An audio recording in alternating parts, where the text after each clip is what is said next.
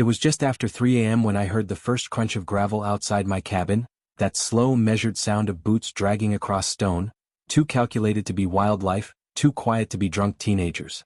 The air was thick with the scent of pine and ozone, the kind that hints at a storm rolling over the ridge. I'd already been up for an hour, restless, sipping black coffee by the window, staring into the tree line. Something had been off all evening, like the forest itself had hushed in anticipation.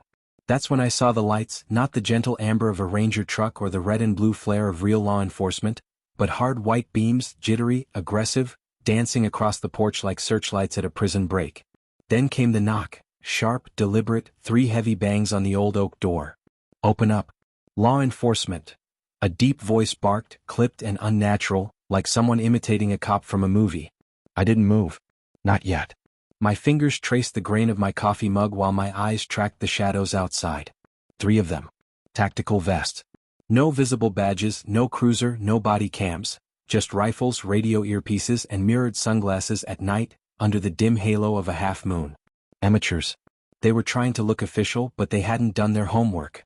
You don't live on this land unless you know how to hold it. And me? I wasn't some hermit holed up in a lake cabin playing weekend survivalist.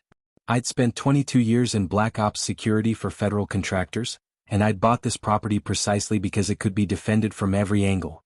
The cabin may look rustic from the outside, split log facade, rocking chair on the porch, antler rack nailed above the door, but inside, every inch was reinforced and prepped.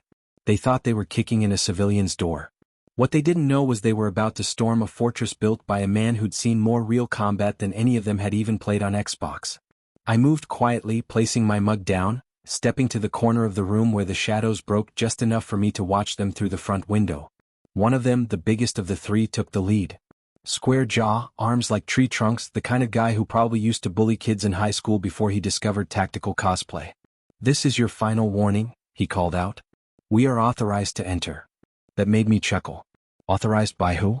Because no legitimate authority storms private land without a warrant, without marked vehicles, and without informing the local sheriff's office, which, by the way, happened to be run by a guy who spent his last 5 birthdays fishing off my dock.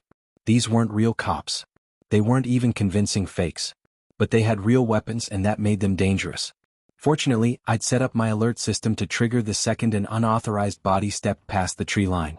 Motion sensors hidden beneath decorative rocks had already sent live footage to a secure server, and as of 5 minutes ago my lawyer, former JAG officer, sharp as a bayonet, was reviewing it. I knew the sheriff would be getting a wake-up call any minute now. But I didn't wait for backup. I didn't need to. I simply pressed a button under the mantle. Lights exploded from the treetops. 4 industrial-grade spotlights I'd installed under the pretense of keeping raccoons away. The porch lit up like a stage and the men flinched, shadows peeled back, nowhere to hide. I stepped behind the heavy curtain beside the front door, counting heartbeats, listening. One of them muttered, "What the hell?" Another said, "This wasn't part of the plan." Plan? Oh, they had a plan. Someone had sent them. And I had a pretty good idea who. Karen. Head of the HOA, president for life of the Lake Hollow Residents Committee, with a nasty habit of overstepping her authority and a clipboard full of violations she liked to invent on the fly. She'd hated me from the moment I refused to trim back the maple trees that shaded her side of the lake. She tried fines, threats, even filed a complaint about the flag I flew. But this? Sending armed imposters to intimidate me? That was a new level of stupid. Just as one of them raised his foot to kick in the door, a voice cut through the night like a gunshot. "Sheriff's office. Drop your weapons." They froze. Out from the woods stepped Deputy Colson. Real badge, real cruiser tucked down the hill, real authority. He didn't yell again. He didn't need to. The moment his flashlight hit their faces, the imposters knew they'd just stepped in it deep. Their rifles lowered. Their bravado evaporated. They hadn't just picked the wrong cabin. They'd picked the wrong man. You wouldn't think a man like me would end up tangled with an HOA, but that's the funny thing about retirement. Sooner or later it makes you a target. My name's Daniel Reeve. 47 years old, 22 of them spent overseas in more places than I'm allowed to mention. I retired early, bought a cabin on Lake Hollow, and figured I'd live out my days in peace, fishing at dawn, splitting firewood at dusk, and drinking bourbon while the coyotes howled in the hills. But peace, as it turns out, is something people like me don't just get to keep. It has to be defended even here. Especially here. Lake Hollow was supposed to be off the radar. A community too far from the city for the weekenders, too rugged for suburban types.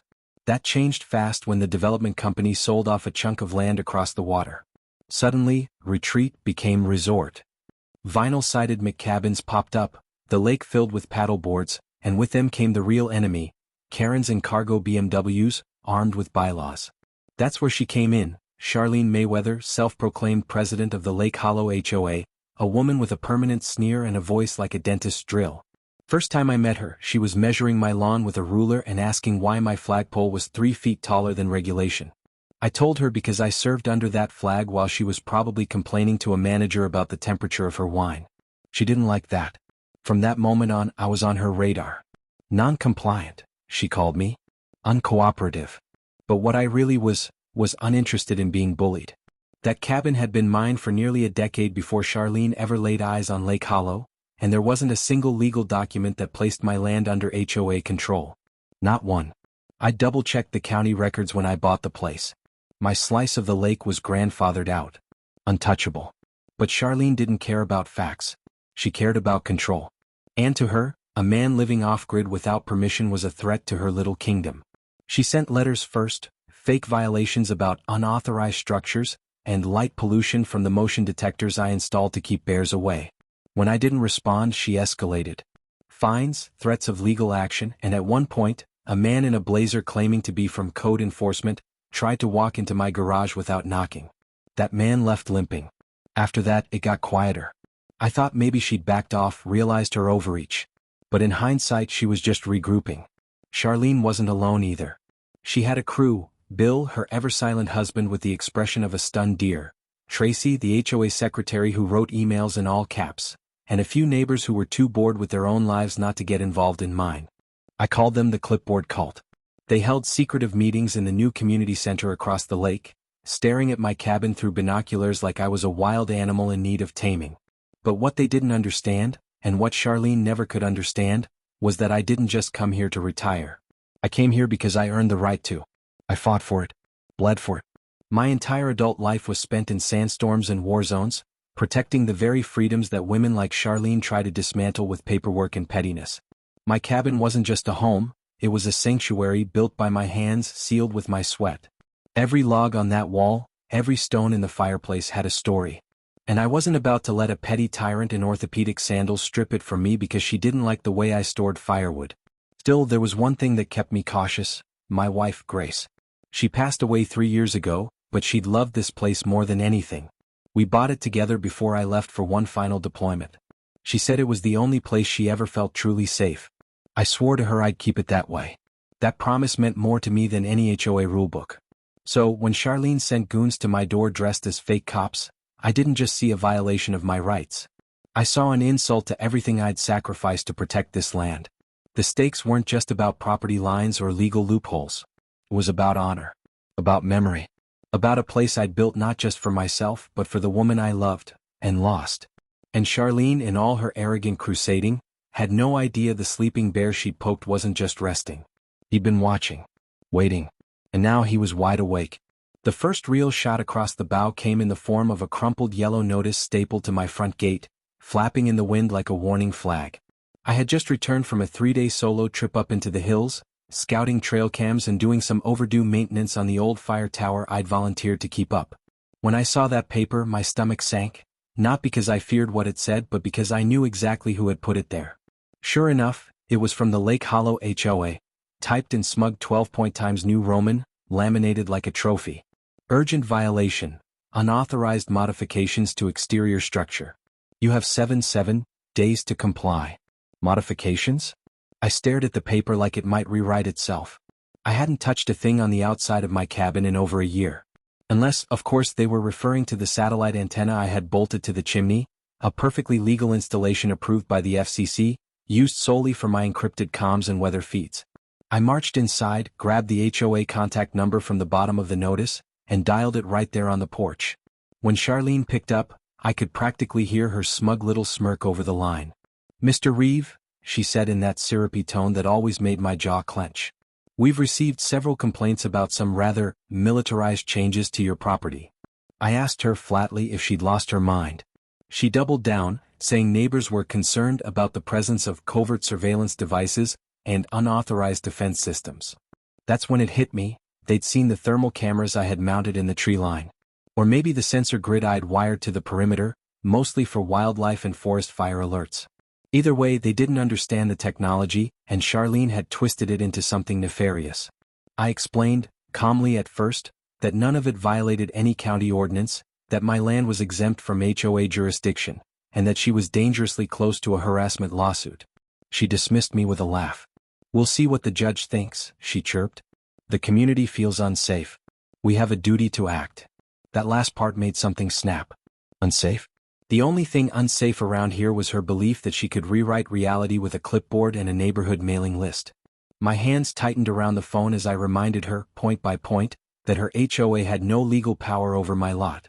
I cited my land deed, the annexation maps, and the zoning exclusions, all of which I'd triple-checked with the county recorder before even breaking ground. She went quiet for a second, then muttered, "That'll be for a court to decide," and hung up. That was the moment I knew this wasn't just a misunderstanding. It was war. I wasn't dealing with bureaucracy, I was dealing with a crusade. The next few days the nonsense snowballed. A second notice appeared, accusing me of violating aesthetic standards with my solar panels, which I'd painted matte brown to blend with the cabin siding. Then came the noise complaint, because apparently the generator I only ran during power outages was disruptive to the lakeside atmosphere. Each letter was more absurd than the last, and each one reeked of desperation. I might have laughed it off if it weren't for the sudden increase in foot traffic near my property line. Charlene's loyalists began hiking near my fence, snapping photos with long lenses, sometimes even lingering near my dock like they were casing the place. I caught one of them, Tracy, the all-caps email queen, using a laser measurer to scan my roof from across the lake. I asked her what the hell she thought she was doing, and she claimed she was assisting with a community compliance audit. I told her if I caught her aiming anything at my home again, I'd file criminal trespass charges and get a restraining order so fast her Fitbit would melt. The worst part wasn't even the harassment, it was the sense that I was being cornered. Every part of me that had once operated under rules of discipline and procedure wanted to file a lawsuit, to calmly and rationally dismantle their claims. But the soldier in me, the part that knew how crusades like this escalate, was already digging trenches. I started documenting everything. Every letter. Every visit. Every time a drone buzzed my chimney. I logged it all, dated and time-stamped, stored on a system they couldn't access. Still, I couldn't shake the fury. I'd lost friends overseas fighting for freedom, real freedom, and now here I was, getting targeted by a homeowners association with too much time and not enough oversight. I wasn't afraid of them. Not even close. But I was beginning to realize just how far they were willing to go. And the thought that they might do something truly reckless, it didn't scare me. It made me ready. The letters didn't stop. In fact, they started arriving faster, sometimes 2 or 3 a week, each one more ludicrous than the last. Charlene's HOA had somehow transformed into a full-blown neighborhood inquisition, nitpicking my cabin and land with the fervor of a bureaucratic cult. One notice accused me of unauthorized signage, the sign in question being an old wooden plaque above my garage that simply read, "Semper Fidelis." Another demanded I remove hazardous visual obstructions from my property, referring, I kid you not, to the camouflage netting I used to shade my vegetable garden.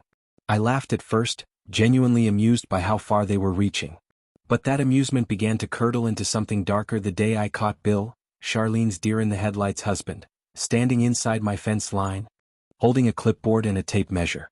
I came out with my phone already recording, asking him plainly if he understood he was trespassing on private property.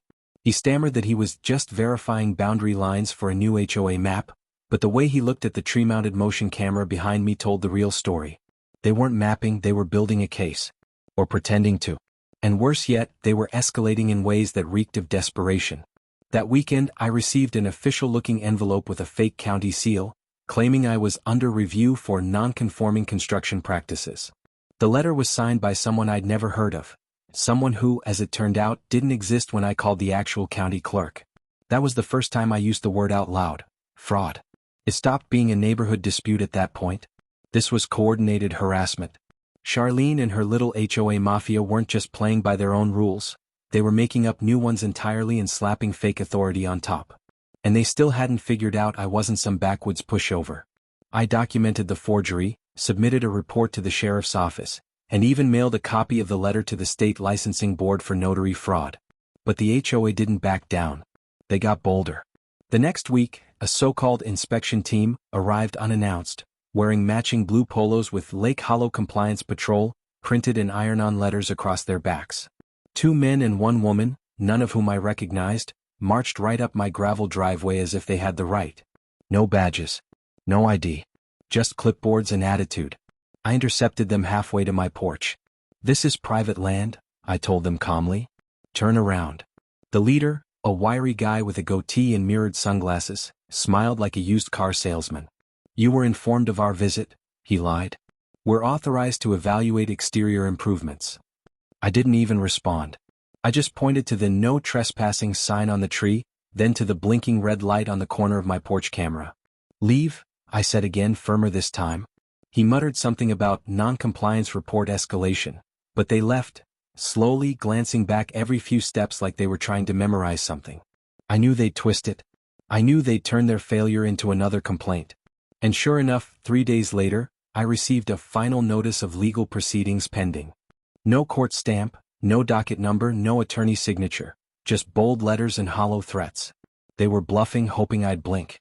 But they didn't understand the kind of patience men like me are trained for. Still, the stress was mounting.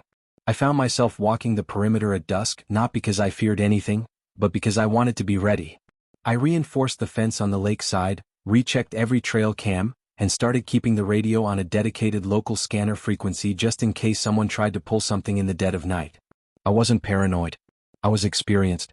Charlene, for all her smugness, was too arrogant to realize she was no longer playing in the kiddie pool.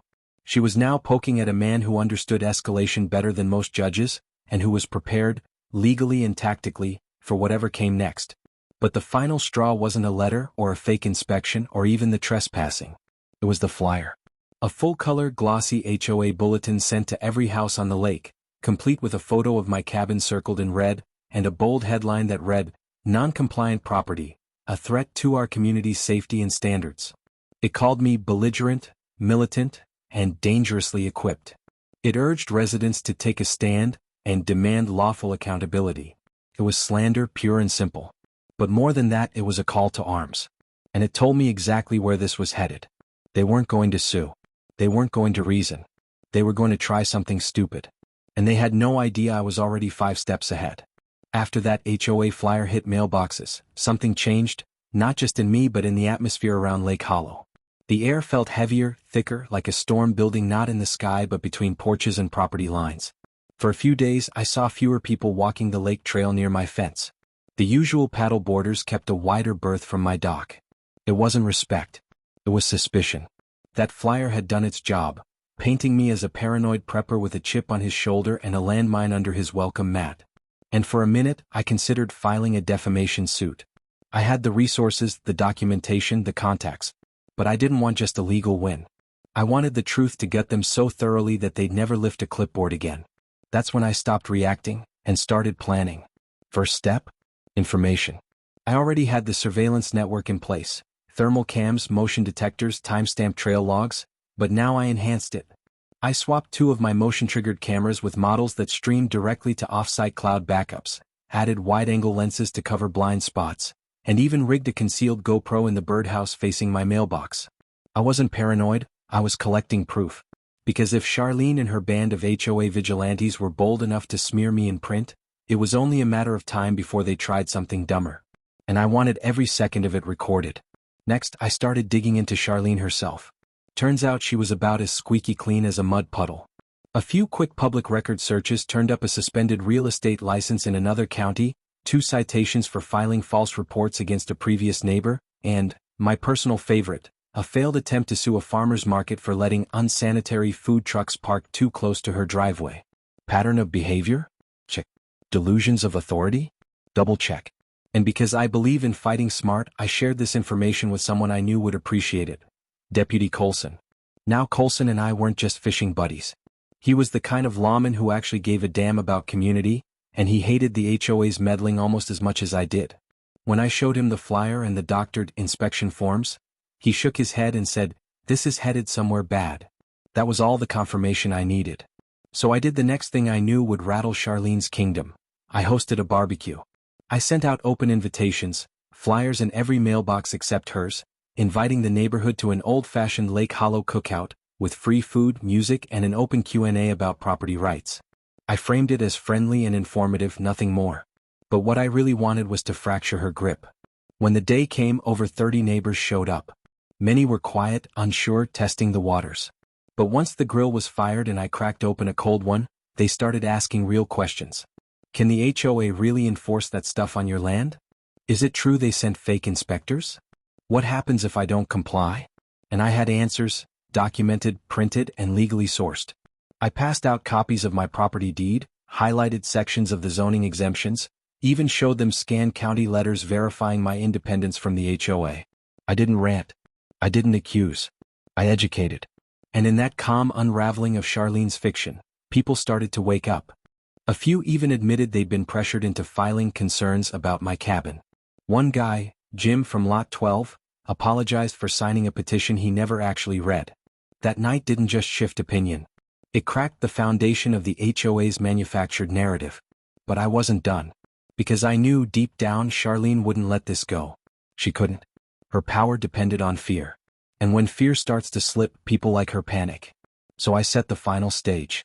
I placed an official-looking packet in her mailbox. No threats, no demands.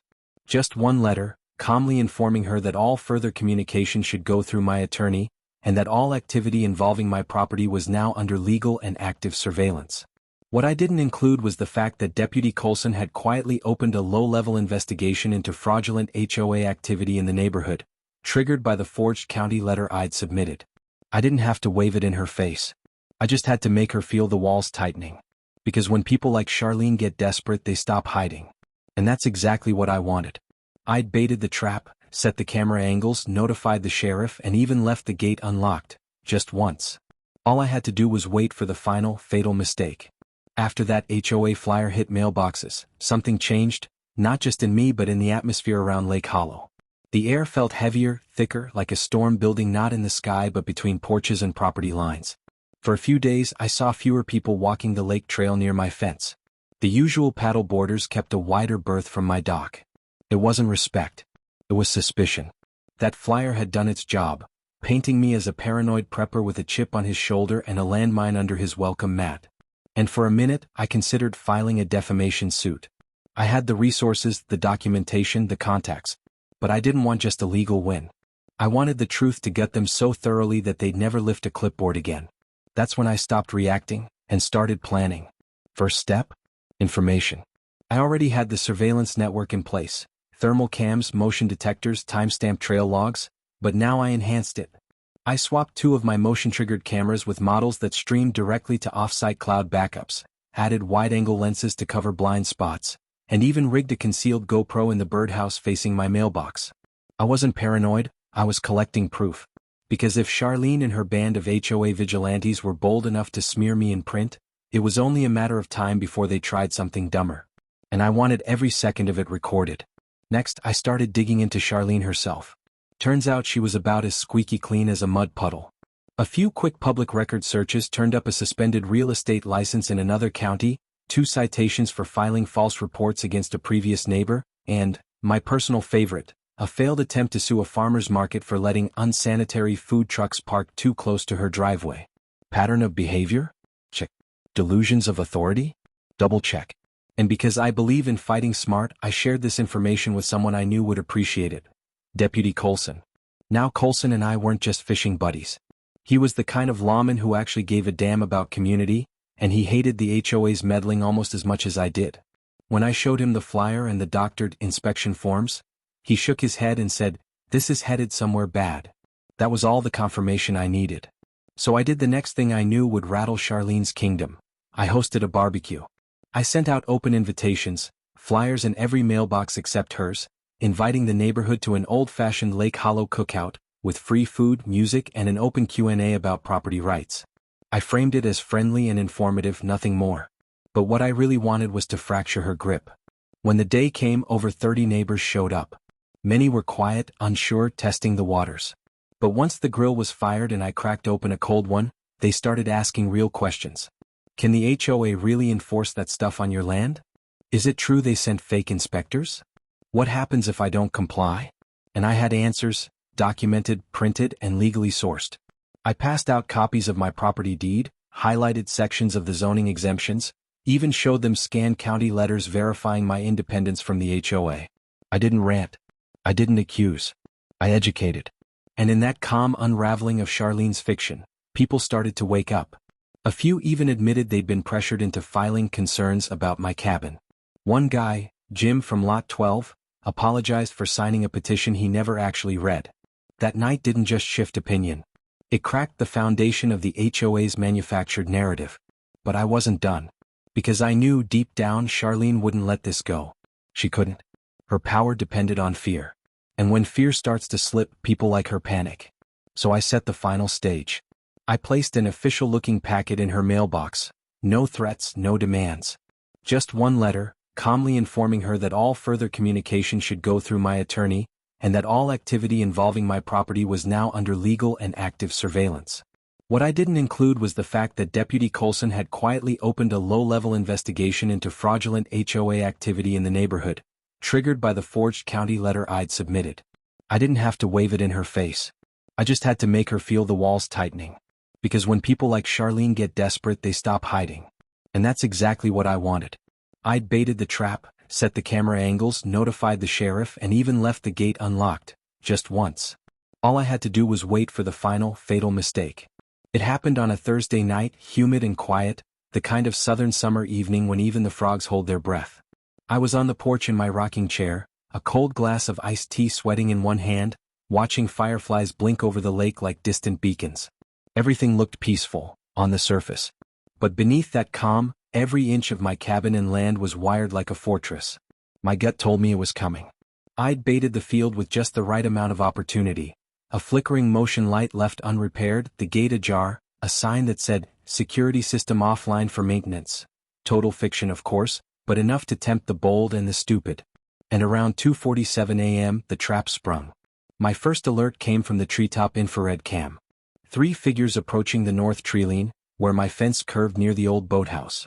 I switched to the birdhouse cam, night vision engaged, and there they were, same blue compliance patrol polos, same half-military strut. But this time they weren't just peering through binoculars.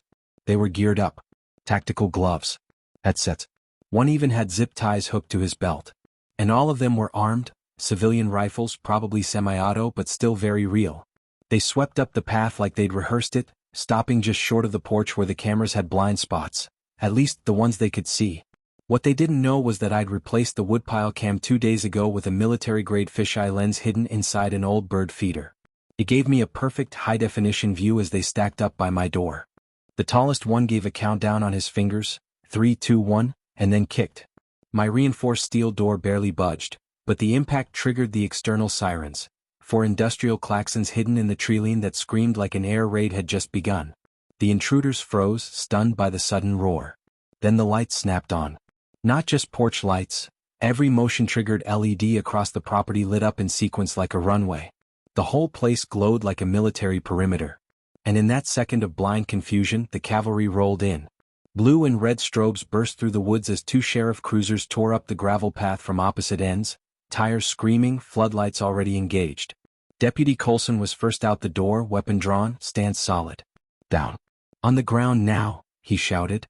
The lead intruder dropped his rifle immediately. The second one tried to run but slipped on the gravel and ate dirt hard. The third? He hesitated just long enough for Colson's partner to vault from the second cruiser and tackle him into my fence. Zip ties clicked shut, ironically poetic considering they brought their own, and within 60 seconds it was over. My porch was a spotlighted stage, and the actors had just choked in front of an audience they didn't know was watching. Because here's the best part, the entire thing had been live-streamed. My external feed, complete with audio, had been broadcasting to a private YouTube link. One I'd quietly sent to a group of neighbors, the sheriff's office, and 2 local reporters I trusted. All it took was the headline breaking, "Armed HOA Compliance Team, Storms Private Cabin at Night," for phones to start ringing and inboxes to explode. Colson confirmed what I already suspected. The HOA had zero authority to send anyone onto my property, let alone at night, armed, without any coordination with local law enforcement. The impostors claimed they were conducting an emergency property review under threat of community security risk, which was utter nonsense. No warrant, no authorization, no legal standing. Just ego, paranoia, and blind loyalty to Charlene's crusade. And speaking of Charlene, when the sheriff showed up later that morning to question her, she tried to lawyer up immediately. Problem was she didn't have one. The HOA's attorney had resigned the previous week after learning about the forged county documents. And when she found out that not only had her little compliance team been arrested, but the footage was now front page on the local town blog, she cracked. Tried to spin it, of course, claimed it was all a misunderstanding, that she'd never authorized armed enforcement, but it was too late. The damage was done. HOA board members began resigning one by one. Tracy, the email queen, deleted every social media account she owned. Bill stopped leaving the house entirely. And Charlene? She was served a restraining order within 48 hours, along with pending charges for conspiracy to impersonate law enforcement and unlawful entry. As for me, I didn't gloat. I didn't throw a victory party. I just sat on my porch, coffee in hand, and watched the lake return to stillness. Because when you fought real wars, you learned to savor peace, especially the kind you had to win twice. The fallout from that night didn't just rattle the HOA board, it sent shockwaves through the entire community. By the following week, lawn chairs were lined along the cul-de-sac like spectators at a 4th of July parade. Neighbors who hadn't spoken in years gathered to swap rumors, watch the local news rerun the body cam footage, and rehash the entire incident like it was a hometown legend. And honestly, it had become one. The story of the HOA's fake police raid was now burned into neighborhood lore, retold with a mix of disbelief, horror, and a dash of admiration for the guy in the cabin who turned the tables. I wasn't looking for attention, but it found me anyway. People I'd never met before stopped by to shake my hand, offer casseroles, or ask, "So, what's the story with those birdhouse cameras?" It was surreal. But behind the laughs and headlines was a real reckoning. The sheriff's department opened a full investigation into the HOA's activities, especially Charlene's private compliance patrol initiative. Turns out this wasn't the first time she tried to weaponize her role, just the first time someone had caught it on film and fought back. The county board got involved too. They reviewed the HOA's charter, examined its budget, and discovered several line items that didn't make sense, like $9,000 allocated for community threat mitigation and emergency enforcement gear. That gear, as it turned out, had been purchased online by Charlene's nephew, who happened to be one of the men tackled on my property. It didn't take long for the entire HOA to implode. Charlene was removed from her post by unanimous vote, and several former board members were named in civil lawsuits filed by neighbors who'd received unlawful fines or threats. A new HOA leadership team was formed, one that emphasized transparency, resident rights, and most importantly, actual communication. They even held a town hall meeting where I was invited to speak. I kept it short. "You don't need to live in fear to keep a neighborhood safe," I said. "You need respect, trust, and the courage to push back when something smells rotten."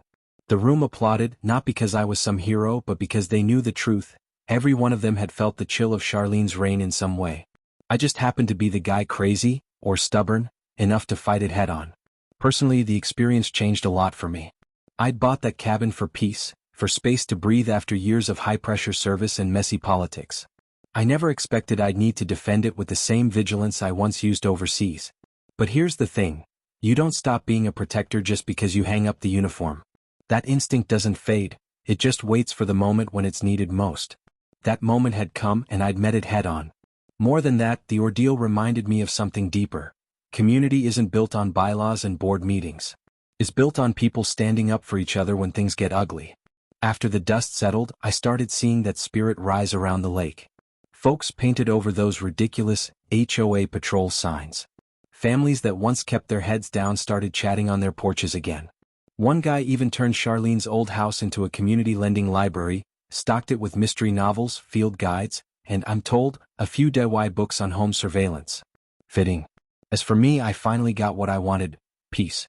Real peace. No more late-night knockdowns, no more secret patrols, no more letters threatening me over my dock lights. Just the sound of crickets, water lapping against the shore, and the slow creak of my rocking chair. Sometimes that's all a man needs. And every so often, when the stars are out and the fireflies are blinking, I'll look up at the birdhouse camera, still there, still watching, and smile. Not because I'm paranoid. Not because I'm preparing for war. But because now, I know exactly what it takes to keep that peace. And I'm not afraid to do it again.